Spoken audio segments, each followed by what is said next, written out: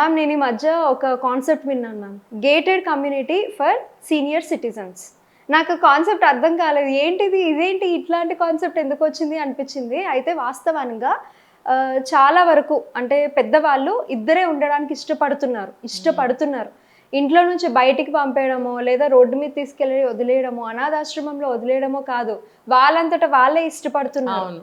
And అసలు పెద్దవారిని ఎలా చూసుకోవాలంటారు? అంటే ఇందులో ఈ పెద్దవాళ్ళు అనే విషయానికి వస్తే కేటగిరీస్ ఉన్నాయి ఇందులో. ఎట్లా అంటే బాగా డబ్బున్న వాళ్ళు ఇద్దరే ఉంటున్నారు గేటెడ్ కమ్యూనిటీ అంటే వాళ్ళకి తగ్గ సౌకర్యాలు వాళ్ళకు ఉంటాయి. ఫర్ ఎగ్జాంపుల్ పిల్లలు అదే ఊర్లోనో పక్క ఊర్లోనో బాగా ఉన్నవాళ్ళు అయి ఉండి వాళ్ళకి అన్ని సౌకర్యాలు ఇక్కడ కేర్ టేకర్ని పెట్టి అన్నీ చూసుకుంటుంటే పర్వాలేదు, ఉండొచ్చు. ఒకవేళ గేటెడ్ కమ్యూనిటీ అంటున్నారు కాబట్టి వాళ్ళు ఉండగలుగుతారు. ఒకటి. ఇంకొకటి ఏంటంటే ఈ పిల్లలు బిహేవియర్స్ నచ్చక డబ్బులు గేటెడ్ కమ్యూనిటీ అన్నారు కాబట్టి డబ్బులు ఉన్నాయి కాబట్టి వాళ్ళ అవసరం మనకు లేదు, బయటికి తోసేద్దాం, వాళ్ళతో మనం పడలేం, ఇలా ఉంటారు. కానీ సహజంగా చెప్పుకోవాలంటే అందరూ అలా ఉండరు కదా. ఇప్పుడు గేటెడ్ కమ్యూనిటీలో అన్ని సౌకర్యాలు ఉంటాయి. ఈవెన్ ఇప్పుడు మెడికల్ డాక్టర్ కూడా వచ్చి అక్కడ మార్నింగ్ ఈవినింగ్ కన్సల్టేషన్ పెడతారు. వీళ్ళు ఏదైనా ప్రాబ్లమ్స్ ఉంటే చూపించుకోవడము, మళ్ళీ పెద్ద సమస్యలు అయితే రిఫర్ చేస్తారు, బయట హాస్పిటల్స్కి వెళ్తారు. కార్ ఉంటుంది, డ్రైవర్ ఉంటాడు, డబ్బులు ఉంటాయి. అందరికీ ఉండవు కదా. మీరు మిగతా వాళ్ళ పరిస్థితి ఏంటి? ఇంకొకటి ఏంటంటే ఏ లెవెల్ వాళ్ళని తీసుకున్నా ఈ రోజుల్లో చాలామంది అబ్రాడ్ వెళ్తున్నారు. అది ఎంత ఉన్న వాళ్ళు అవనివ్వండి, లేని వాళ్ళు అయినా సరే ఎలాగోలా పంపిస్తున్నారు పిల్లలు. ఎందుకంటే మాలాగా వాళ్ళు ఉండకూడదు, ఇంకొక నెక్స్ట్ లెవెల్లో వాళ్ళు ఉండాలి, ఎలాగోలా అప్పు చేసి ఆస్తులు అమ్ముకుని పంపిస్తున్నారు. మరీ లోవర్ కేటగిరీ కాదు కానీ ఒక మాదిరిగా కాస్త ఉన్నా కూడా అదంతా అమ్ముకుని పంపిస్తున్నారు కొంతమంది. అయితే నెట్ రిజల్ట్ ఏంటంటే ఉన్న వాళ్ళకి సౌకర్యాలు ఉంటాయి కాబట్టి పక్కన పెడితే మిగతా వాళ్ళందరికీ ఏంటంటే తప్పక కొంతమంది సపరేట్గా ఉండటం ఇష్టపడి, కొంతమంది అంటే మేము ఉండగలిగినంత కాలం మేము ఉంటాం, తర్వాత చూద్దాం అనుకునే వాళ్ళు ఉన్నారు. వీళ్ళకి ఎటువంటి సౌకర్యాలు ఉండొచ్చు, ఉండకపోవచ్చు. నార్మల్ పీపుల్ కదా, మిడిల్ క్లాస్ వాళ్ళు అనుకుందాం. వీళ్ళకి వాళ్ళు జాబ్స్ చేసి కొంతవరకు అన్ని అరేంజ్మెంట్స్ చేసుకుని దేనికి లోటు లేకుండా ఉంచుకున్నట్టయితే కొంతలో కొంత బెటరే. కానీ కొంతకాలం అయిన తర్వాత ఏజ్ ఫ్యాక్టర్ అనేది ఒకటి ఉంటుంది. ఏజ్ అన్నిటికీ కూడా పర్మిట్ చేయదు. ఒక 70 years వరకు, కొంతమంది 80 వరకు గట్టిగానే ఉంటారు, వాళ్ళ పనులు వాళ్ళు చేసుకుంటారు. నవేడేస్ కాలనీస్లో అన్నీ ఉంటున్నాయి, వాళ్ళకై వాళ్ళు తెచ్చుకుంటున్నారు, చేసుకుంటున్నారు. మరి ఇదైతే క్యాబ్ ఫెసిలిటీస్ వచ్చాయి కదా, హాస్పిటల్కి వెళ్తున్నారు, నడుస్తుంది ఒక రకంగా. ఇంకా కొంచెం పెద్దవాళ్ళు ఉంటారు, వాళ్ళ పరిస్థితి ఏంటి? ఇప్పుడు కొంతమంది అబ్రాడ్ పంపించారు పిల్లల్ని, కొంతమంది వేరే ఊళ్ళో బిజినెస్లు చేసుకుంటున్నారు, లేకపోతే ఢిల్లీలో ఉంటారు, లేదా పక్క ఊర్లో ఉంటారు, లేదా పక్క గల్లీలో ఉండొచ్చు. కానీ వీళ్ళైతే ఒంటరిగానే ఉంటున్నారు. రీజనింగ్స్ ఏంటి? వాళ్ళకి వీళ్ళు పడకపోవటం, వీళ్ళకి వాళ్ళ చేష్టలు నచ్చక దూరంగా పెట్టడము. ఇంకొకటి అబ్రాడ్లో ఉన్న పిల్లలైతే వాళ్ళ కెరీర్ కోసం వెళ్ళారు కదా, మనం ఎందుకు డిస్టర్బ్ చేయటం, మనం ఇక్కడ ఉన్నంతకాలం ఉందాం. ఏది ఏమైనా నేను చెప్పేది ఏంటంటే, ఓకే కొంత ఏజ్ వరకు మీరు ఎంజాయ్ చేయండి, పిల్లలు ఎంజాయ్ చేయండి, వీళ్ళు ఎంజాయ్ అంటే వీళ్ళు ఎంజాయ్ చేసేది ఏమి ఉండదు, లైఫ్ లీడ్ చేయటమే. అంటే గడుపుకోవడమే, ఎలాగోలా గడుపుకోవడమే. వాళ్ళు ఎంజాయ్, పిల్లలు ఎంజాయ్. ఓకే మీరు పిల్లలు ఎంజాయ్ చేసుకోండి, వీళ్ళు ఎలాగోలా రోజులు ఈడుస్తూ ఉంటారు, గడుపుతూ ఉంటారు, అంతే కదా. తప్పదుగా ఇంకా వీళ్ళకి. ఇప్పుడు లేనిది గబుక్కుని కావాలంటే రాదు. సరే వాళ్ళు అక్కడ ఉన్నారు, కొంతకాలం ఉండని, తర్వాత ఏం చేయాలో ఆలోచిద్దామని వీళ్ళు కూడా గడుపుతూ ఉంటారు. ఇంకా ఇక్కడిక్కడే ఉన్న వాళ్ళ సంగతి చూద్దాం. ఇక్కడిక్కడే ఉన్నవాళ్ళు అంటే ఇక్కడే ఉన్నాం కదా, వెళ్ళొచ్చులే. అమెరికాలో ఉన్నాళ్ళు 2 సంవత్సరాలకో 3 సంవత్సరాలకో 1 yearకి వచ్చేవాళ్ళు కూడా ఉన్నారు పాపం, వాళ్ళని నేను అనను. ఇక్కడ ఉన్నవాళ్ళు కూడా ఇన్నాళ్ళు ఎందుకు చేస్తారు రాకుండా కదా. అట్లీస్ట్ అంతా బాగుంది, ఎటువంటి అనారోగ్యాలు లేవు, అన్నీ ఉన్నాయి ఇంట్లో, పోని ఒక వారానికి ఒకసారి వెళ్ళలేదు, 15 రోజులకు ఒకసారి వెళ్ళిపోని. అంటే నువ్వు ఇంతకుముందు నువ్వు ఇక్కడ ఉన్నప్పుడు 15 రోజులకు ఒకసారి నిన్ను చూసారా వీళ్ళు? కాదు కదా. ప్రతిరోజు నిన్ను ఎలా చూసుకున్నారు పేరెంట్స్ అనేవాళ్ళు? ఇప్పుడు నువ్వు ఊళ్ళో ఉండి కూడా 15 రోజులకో వారానికో వచ్చే పిల్లలు ఉన్నారు కదా. కుదరక కొంత, బాగానే ఉన్నారు కదా అని కొంత, ఇలా. కానీ పాపం వాళ్ళు ఎంత బాధపడతారు కదా, వాళ్ళు ఎదురు చూస్తూ ఉంటారు ప్రతిరోజు. తలుపు మోగితే మా తలుపేనేమో, ఫోన్ వచ్చినా చాలు ప్రాణం లేచి వచ్చినట్టు లేచి ఫీల్ అవుతారు. వచ్చినట్టు ఉంటుంది కదా. అవును. ఏది కావాలన్నా ఒకరోజు కొంతమంది చిన్న ఏజ్లో సిక్ అయిన వాళ్ళు ఉంటారు. వాళ్ళు టక్కని గబగబా గేట్ తీసుకునో లిఫ్ట్ ఎక్కువ బయటకు వెళ్ళి తెచ్చుకోలేరు. ఎవరన్నా తెచ్చిస్తే బాగుండు అని అనుకుంటారు కదా. నోరు తెరిచి అడగలేరు. బాగానే ఉన్నారు తెచ్చుకోవచ్చు కదా అనుకుంటారు. లేకపోతే వాళ్ళ అబ్బాయిలు వాళ్ళ పిల్లలు ఉన్నారుగా వచ్చి చేయొచ్చు కదా అనుకుంటారు. కానీ అసలు ప్రాబ్లం ఏంటంటే వీళ్ళకి ఇంటర్నల్గా ఏవో ప్రాబ్లమ్స్ ఉంటాయి. ఈ ఈ రోజుల్లో పడట్లేదు కదా. కోడళ్ళకి పడదు, అత్తలకి పడదు, అన్నకపోయినా అన్నామంటారు, ఏదో చేసినా చేయకపోయినా చేసామంటారు. రకరకాల ప్రాబ్లమ్స్ తోటి ఎవరి లైఫ్ వాళ్ళకి బాగుంటలేదు. పిల్లలు డిస్టర్బ్ అవుతారు, పిల్లల చదువులు, పిల్లల స్కూళ్ళు, ఆఫీసులు దూరం అని ఏదో ఒక కారణంతో విడిగా ఉంటున్నారు. అండ్ పెద్ద వయసు కాబట్టి అక్కడ ఏం లేకపోయినా వారు ఎక్కువ ఆలోచిస్తూ ఉంటారు. చాలా సెన్సిటివ్ గా ఉంటుంది. ఇంకా ఏజ్ పైపడే కొద్ది 80s దాటిన తర్వాత పాపం వాళ్ళ జీవితం ఏంటి, చకోర పక్షుల్లాగా వాళ్ళు ఎదురు చూస్తూ ఉంటారు ప్రతిదానికి. ఏది ఇప్పుడు మంచిగా వాళ్ళ చేత్తో వాళ్ళు వండుకుని తిన్న రోజులు ఉంటాయి. ఇప్పుడు వాళ్ళు వండుకోలేరు, వాళ్ళకి కావాల్సినట్టు వీళ్ళు తేలేరు, పెట్టలేరు, చేయలేరు, రావు. అప్పుడు ఏం చేయాలి పాపం వీళ్ళు? అందుకే నేను చెప్పేది ఏంటంటే కొంతకాలం వాళ్ళని అట్లా ఉండనిచ్చిన, పోనీలే ఒక జాబ్ చేసినంత కాలము ఉద్యోగాలు, పిల్లల పెళ్ళిళ్ళు, పేరెంటాలు అన్నిటి వరకు వాళ్ళు కమిట్ అయి ఉంటారు, ఆ బిజీలో ఉంటారు కదా. ఆ తర్వాత వాళ్ళు కొంతకాలం ఎంజాయ్ చేయనీలే అని కొంతకాలం వదిలిపెట్టచ్చు వాళ్ళని. వాళ్ళకు కూడా మనశ్శాంతిగా ఉండాలని ఉంటుంది. ఎంజాయ్ అంటే ఏమి ఉండదు పాపం, ప్రశాంతంగా ఉండాలనుకుంటారు. ఆ ప్రశాంతతని ఇద్దామని కొంతకాలం వదిలేయండి పోని, వాళ్ళు చేసుకోగలిగితే.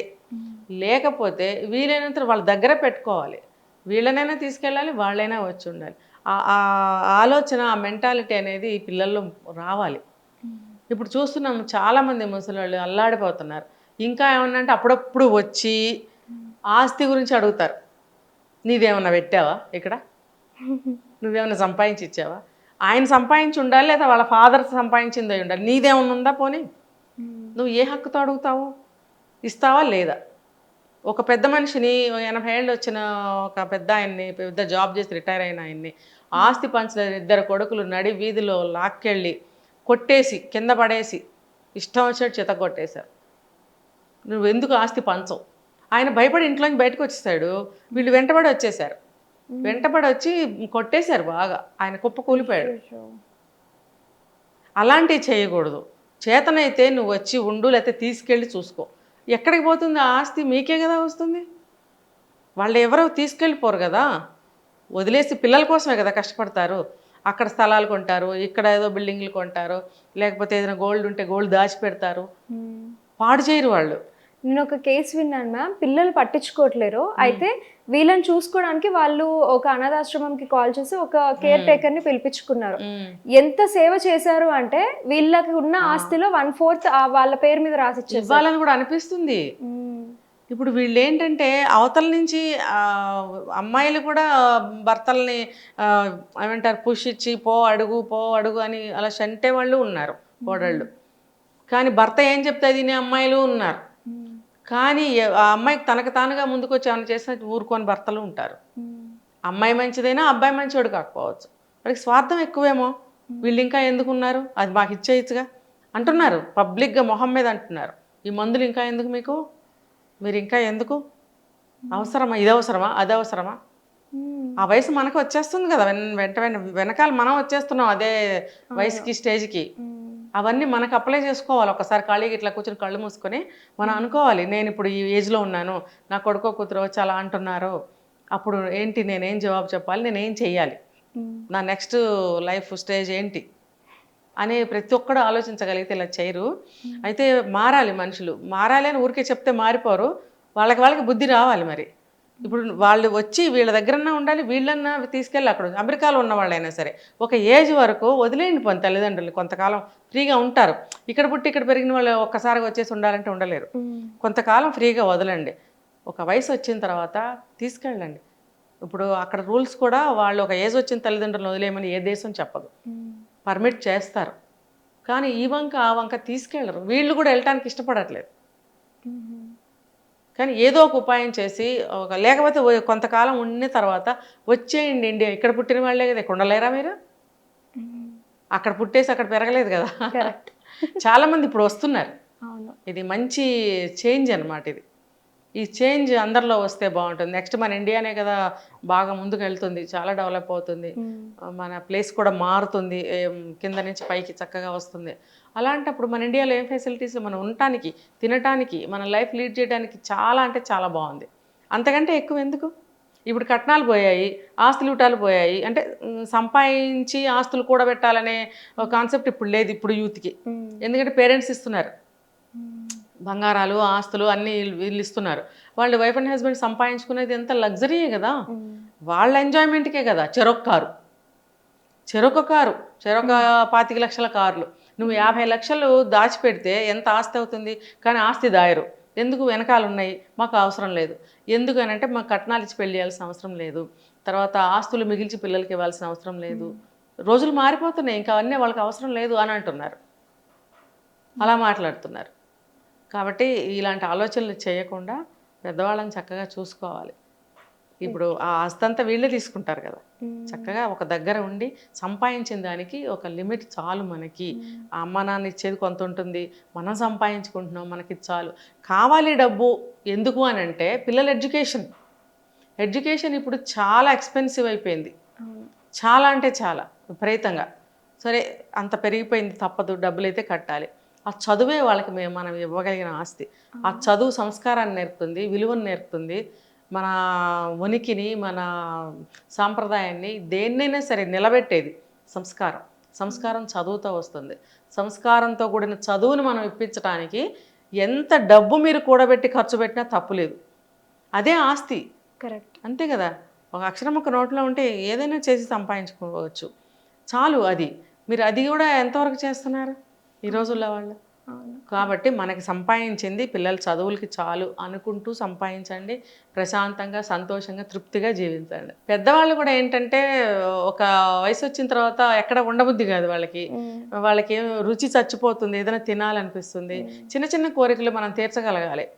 తర్వాత పలానా చోట నేను ఉండలేను అని అన్నప్పుడు నచ్చ చెప్పుకోవాలి సాధ్యమైనంత వరకు. ఇలా అయితే ఎలా, మనం అందరం కలిసి ఉంటే మిమ్మల్ని చూడగలుగుతాము, మేము ఉద్యోగాలు లేకపోతే ట్రాన్స్ఫర్లు అయ్యి ఎక్కడో ఉంటున్నాము, రావడానికి కష్టం కదా, మనం కోరుకున్న చోటికి మనకి ట్రాన్స్ఫర్ ఇవ్వరు, లేకపోతే పిల్లల చదువులు అక్కడ ఉండిపోయాయి, ఏదో రీజనింగ్స్ ఉంటాయి, చెప్పుకోవాలి, నచ్చ చెప్పుకోవాలి, చెప్పుకొని తీసుకెళ్ళాలి, మీరు రాలేకపోతే. కరెక్ట్. చాలా థ్యాంక్ యూ మ్యామ్. ఇప్పుడు రిలేషన్షిప్కి మనం ఎంత వాల్యూ ఇస్తున్నామని చూడాలి, అట్ ద సేమ్ టైం మనం ఎంతగా కాపాడుకుంటున్నాం మన రిలేషన్షిప్ని అన్నది కూడా చూడాలి. అండ్ ఎన్నో రియల్ టైమ్ సినారియోస్ గురించి చాలా చక్కగా ఎక్స్ప్లెయిన్ చేశారు, చాలా సంతోషం అండి. Thank you.